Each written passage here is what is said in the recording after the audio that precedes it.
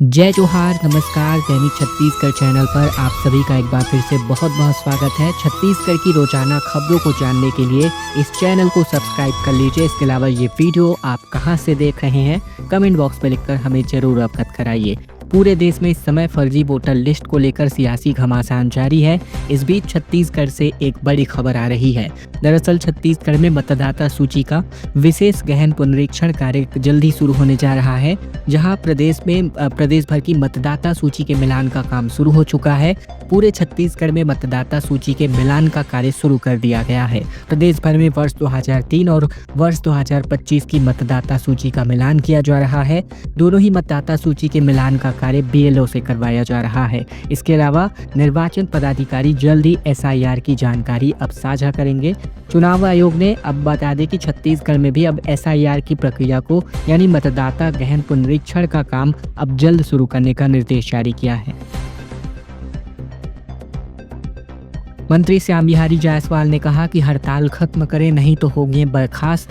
सोमवार से अब नई भर्ती शुरू होने जा रही है। दरअसल छत्तीसगढ़ में नियमितीकरण समेत 10 मांगों को लेकर एनएचएम संविदा कर्मचारी 1 महीने से अधिक वक्त हो गए हड़ताल पर हैं। सरकार ने 16 सितंबर तक सभी कर्मचारियों को काम पर वापस लौटने की फाइनल अल्टीमेटम भी जारी किया था, लेकिन कर्मचारियों ने हड़ताल जारी रखी। प्रदेश के स्वास्थ्य मंत्री श्याम बिहारी जायसवाल ने कहा है कि शुक्रवार शाम 5 बजे तक कर्मचारी अपनी स्ट्राइक खत्म करें, नहीं तो सभी को बर्खास्त कर दिया जाएगा।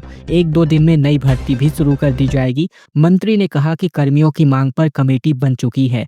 जायसवाल ने कहा कि हमने आश्वासन दिया है कि एक उप समिति भी बनाई जाएगी, जिसमें एनएचएम कर्मचारियों के लीडर्स को शामिल किया जाएगा, उनसे सुझाव लिए जाएंगे। सरकार के अल्टीमेटम के बाद रायपुर के 1475 एनएचएम कर्मचारी एक बार फिर रिज्वाइन करेंगे। उन्होंने कहा कि ग्रेड पे और अनुकंपा नियुक्ति पर सरकार ने 3 महीने का वक्त मांगा है। 3 महीने में अगर कोई कार्यवाही नहीं होती है तो एक बार फिर उग्र आंदोलन शुरू होने जा रहा है। बलौदाबाजार में रोजगार मेले का आयोजन हुआ, जिसमें 1458 पदों के लिए 1300 से ज्यादा आवेदन आए। बलौदाबाजार जिले में गुरुवार 18 सितंबर को रोजगार मेले का आयोजन किया गया, जिस मेले में राजस्व मंत्री टंकराम वर्मा और तकनीकी शिक्षा एवं रोजगार मंत्री गुरु खुशवंत साहिब उपस्थित हुए। आत्मानंद स्कूल में आयोजित किए गए इस मेले में दोनों कैबिनेट मंत्रियों ने 75 युवाओं को ऑफर लेटर सौंपा, जिसमें हम होंगे कामयाब अभियान के अंतर्गत 60 और जिला रोजगार कार्यालय के माध्यम से 15 युवा शामिल किए गए थे। जिला प्रशासन द्वारा आयोजित इस रोजगार मेले में कुल मिलाकर 1458 पदों के लिए 1300 से अधिक आवेदन प्राप्त हुए। इन पदों पर युवाओं को उनकी योग्यता और रुचि के अनुसार रोजगार प्रदान किया।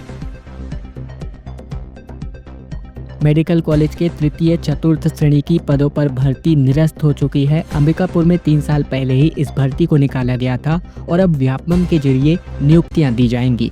सरगुजा के राजमाता देवेंद्र कुमारी सिंहदेव मेडिकल कॉलेज में तृतीय और चतुर्थ श्रेणी के पदों पर 3 सालों से लटकी भर्ती की प्रक्रिया निरस्त कर दी गई है। मेडिकल कॉलेज के डीन ने भर्ती प्रक्रिया निरस्त करने संबंधित आदेश जारी किया है और अब यह भर्ती व्यापमं के माध्यम से आयोजित की जाएगी। तृतीय और चतुर्थ वर्ग के भर्ती के लिए हजारों युवाओं ने अपना आवेदन किया था, जिसके लिए तकरीबन 1.5 करोड़ रुपए बतौर फीस भी जमा हुआ था। इसे वापस करने को लेकर कोई निर्णय नहीं लिया गया है। जानकारी के मुताबिक कांग्रेस शासनकाल में अंबिकापुर मेडिकल कॉलेज में तृतीय और चतुर्थ वर्ग के कर्मचारियों की कमी को पूर्ति के लिए एक भर्ती का निर्णय किया गया था। 2022 में मेडिकल कॉलेज में stenographer, lab technician, pharmacist, ward boy, आया, स्वीपर और अन्य पदों के लिए भर्ती के आवेदन मंगाए गए थे।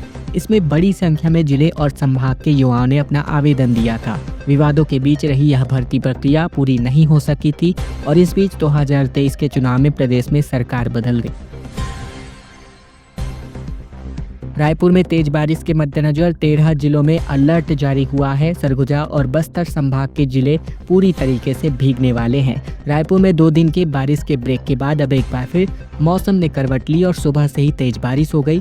इससे लोगों को बढ़ती गर्मी और उमस से राहत मिली। इसके पहले मौसम विज्ञान विभाग ने आने वाले 4 दिनों तक बारिश और इससे जुड़ी गतिविधियों में कमी आने के संकेत जारी किए। इसका मतलब है कि आने वाले कुछ दिनों में तेज धूप और उमस बढ़ सकती है। हालांकि बीच बीच में हल्की की फुहारें या रिमझिम बारिश होती रहेगी। पिछले 24 घंटे के दौरान सरगुजा, बिलासपुर और रायपुर संभाग के कई इलाकों में हल्की बारिश हुई है। इसके अलावा बस्तर और बिलासपुर संभाग के कुछ हिस्से में हल्की से लेकर मध्यम स्तर की वर्षा संपन्न हुई है। सबसे ज्यादा बारिश सरसीवा में हुई, जहां 40 मिलीमीटर पानी गिर चुका है। शुक्रवार सुबह राज्य के दक्षिणी और उत्तरी हिस्से में मौसम विज्ञान विभाग ने येलो अलर्ट भी जारी किया था। इसके अलावा कांकेर, नारायणपुर, कोंडागांव, बीजापुर, दंतेवाड़ा, बस्तर, सुकमा, गौरेला, पिंडा, मरवाही, साथी, कोरिया, सूरजपुर, बलरामपुर, सरगुजा और जसपुर समेत कुल मिलाकर 13 जिलों में गरज चमक के साथ बारिश होने की आशंका मौसम विज्ञान विभाग ने जताई है। प्रयोगशाला तकनीशियन भर्ती परीक्षा के आखिरकार चयनित 251 अभ्यर्थियों को काउंसलिंग के लिए बुलाया गया है। बता दें, छत्तीसगढ़ में प्रयोगशाला तकनीशियन की भर्ती में चयनित 251 अभ्यर्थियों की काउंसलिंग की तारीखों का ऐलान कर दिया गया है। बता दें, छत्तीसगढ़ के व्यावसायिक परीक्षा मंडल के द्वारा प्रयोगशाला तकनीशियन भर्ती परीक्षा 2023 हेतु सीधी भर्ती परीक्षा आयोजित की गई थी। अब व्यावसायिक परीक्षा मंडल के द्वारा उपलब्ध कराई गई मेरिट सूची के आधार पर विभिन्न तिथियों में अभ्यर्थियों का दस्तावेज सत्यापन गठित की गई समिति के द्वारा किया जाएगा। दस्तावेज सत्यापन के उपरांत चयन सूची जारी किए जाने हेतु गठित समिति की अनुशंसा के आधार पर प्रयोगशाला तकनीशियन भर्ती 2023 के पात्र अभ्यर्थियों की चयन सूची फाइनल लिस्ट जारी कर दी जाएगी।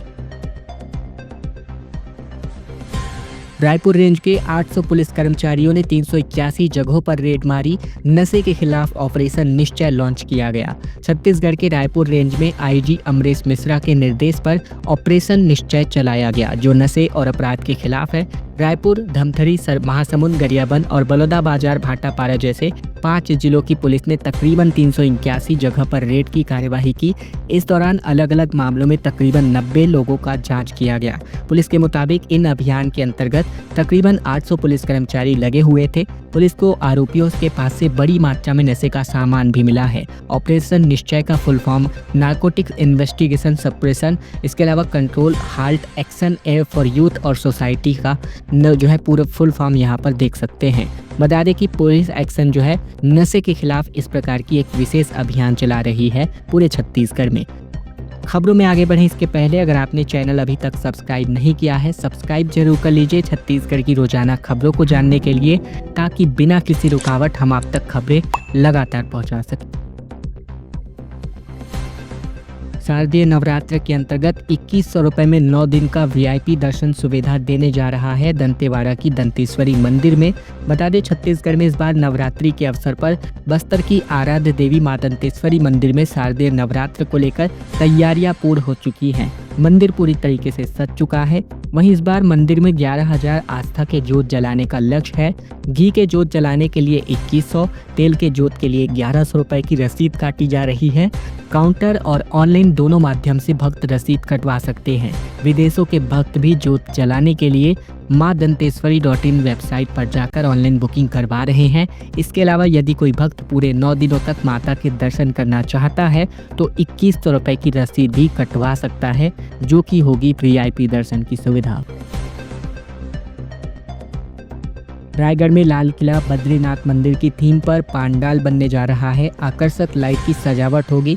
दुर्गा समितियों के द्वारा तैयारियां जोरों शोरों पर जारी हैं। छत्तीसगढ़ के रायगढ़ में नवरात्रि पर्व को लेकर अच्छी खासी तैयारियां शुरू हो चुकी हैं। दुर्गा पंडाल बनाने के लिए बांस के स्ट्रक्चर खड़े किए जा रहे हैं। ऐसे में इस बार नवरात्रि में शहर में लाल किला बद्रीनाथ मंदिर की थीम के साथ ही आकर्षक पंडाल देखने को मिलेंगे। शहर में तकरीबन 20 से अधिक जगहों पर छोटे बड़े दुर्गा पंडाल बनाए जाते हैं, जिसमें दुर्गा समिति के द्वारा लाखों रुपए खर्च करके पंडाल को आकर्षक बनाया जाता है। इस बार दक्षिण चक्रधर अतरमुड़ा समिति के द्वारा अंबेडकर प्रतिमा के पास लाल किला की थीम पर पंडाल बनाया जा रहा है, जहां समिति के अध्यक्ष आशीष ताम्रकार ने बताया कि इस बार दक्षिण चक्रधर नगर का पंडाल काफी आकर्षक रहने वाला है। 10 फीट के बड़े अजगर ने बत्तख को निगला। मामला छत्तीसगढ़ के बलरामपुर का है, जिसको रेस्क्यू करके जंगल में छोड़ने का वीडियो सामने आया है। छत्तीसगढ़ के बलरामपुर जिले में ग्रामीण जंगली जानवरों से बेहद परेशान हैं। ग्राम पंचायत तामेश्वर नगर में शुक्रवार को एक अजगर ने किसान के घर में घुसकर एक बत्तख को निकल लिया, जिसके बाद वह घंटों तक वहीं बैठा रहा। कुछ समय के बाद वन विभाग की टीम ने रेस्क्यू करके इसे जंगल में वापस छोड़ा। मामला रामानुजगंज वन परिक्षेत्र का है। जानकारी के मुताबिक अधिकारियों ने जानकारी दी, अजगर तकरीबन 10 फीट लंबा है, फुर्तीला स्वभाव का है। जंगल में छोड़ने के दौरान वह इधर उधर भागने की कोशिश करता नजर आया। वहीं जिले के सोनहत गांव में 15 से 16 हाथियों के एक झुंड ने किसानों की फसलों को काफी खराब किया है। साय कैबिनेट के नए मंत्रियों का जिलों का प्रभार बदला गया। गुरु खुशवंत साहब को सफ्ती, गजेंद्र को राजनांदगांव, जबकि राजेश को जीपीएम और विजय शर्मा को 3 जिलों की जिम्मेदारी सौंपी गई है। छत्तीसगढ़ में साय कैबिनेट के विस्तार के बाद अब मंत्रियों के प्रभार जिलों का बंटवारा कर दिया गया है। सरकार ने नए मंत्रियों को उनकी जिम्मेदारी सौंपते हुए आदेश जारी किया है। इसके अंतर्गत प्रदेश के कई महत्वपूर्ण जिलों का प्रभार बदल चुका है। राजनीतिक और प्रशासनिक महकमे में इस फेरबदल को लेकर काफी चर्चा तेज है। जारी आदेश के मुताबिक उप मुख्यमंत्री विजय शर्मा को बस्तर जिले का प्रभारी मंत्री बनाया गया है। बस्तर नक्सल प्रभावित इलाका होने के कारण यहां विशेष ध्यान देने की काफी जरूरत है। सरकार को उम्मीद है कि विजय शर्मा की निगरानी में जिले में विकास और सुरक्षा से जुड़ी जो योजनाएं हैं इनको रफ्तार मिल सकती।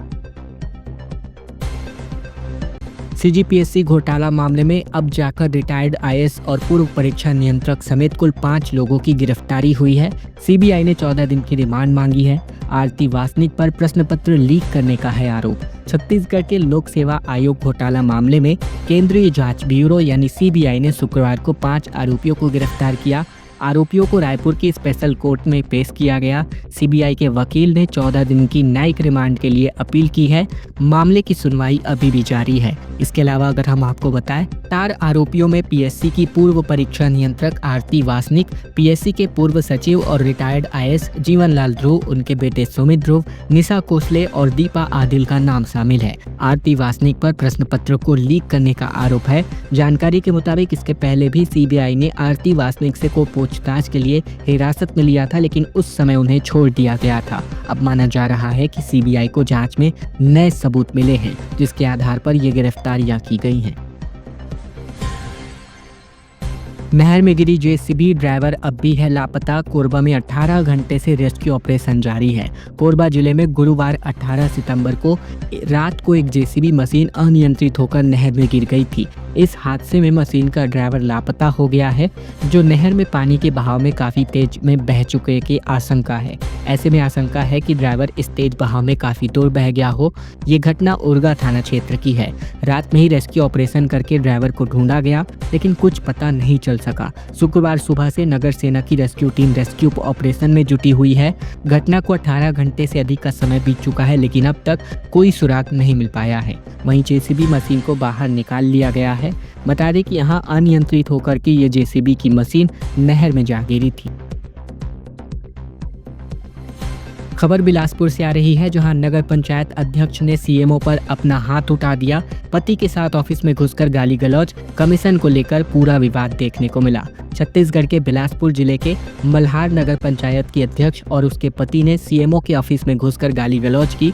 अध्यक्ष ने सीएमओ को मारने के लिए हाथ उठाया, जान से मारने की धमकी भी दी गई, जिसका वीडियो सामने आया है। इसमें महिला अध्यक्ष हाथ सीएमओ पर उठाती हुई दिखती हैं और धमका भी रही हैं। इसके अलावा सीएमओ की शिकायत पर पुलिस ने आरोपी अध्यक्ष और पति के खिलाफ केस दर्ज कर लिया है।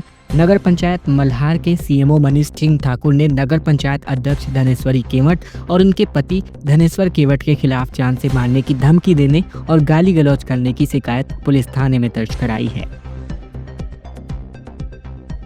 छत्तीसगढ़ में 100 करोड़ की जीएसटी चोरी उजागर होती नजर आ रही है। 5 राज्यों में 170 से अधिक बोगस फर्म बनाकर फर्जीवाड़े को अंजाम दिया गया।